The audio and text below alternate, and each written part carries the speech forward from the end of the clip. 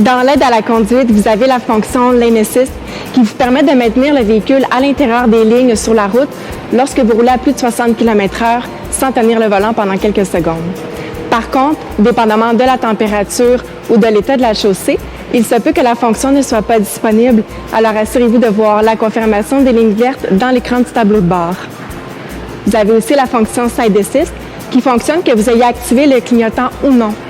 Lors d'un changement de voie, le véhicule vous ramènera à la position initiale s'il détecte une voiture dans l'angle mort. Pour ce qui est du Front Assist, lorsque vous roulez entre 0 et 30 km/h, le véhicule vous avisera d'une confirmation sonore s'il détecte une situation d'urgence et freinera par la suite si vous n'avez pas appliqué les freins. Entre 30 et 60 km/h, le véhicule vous avisera d'une confirmation sonore seulement et n'appliquera pas les freins. Tandis que pour le Rear Traffic, jusqu'à 10 km/h en marche arrière, le véhicule vous avisera d'une confirmation sonore s'il détecte un véhicule en approche et freinera si nécessaire. Pour vous servir du stationnement assisté, appuyez sur ce bouton et activez le clignotant dans la direction où vous voulez effectuer le stationnement. Sachez que pour effectuer la manœuvre, vous devez avoir la ceinture bouclée et rouler en bas de 10 km/h.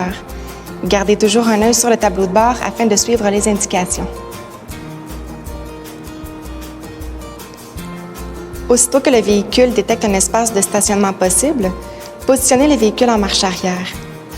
Notez que c'est vous qui avez le contrôle sur la vitesse ou le freinage.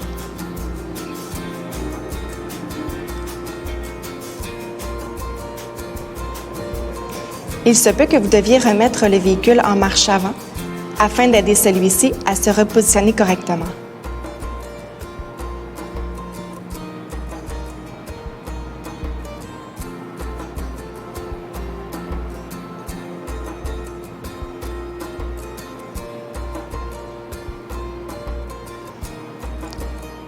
Une fois que la manœuvre sera terminée, positionnez le véhicule en mode stationnement.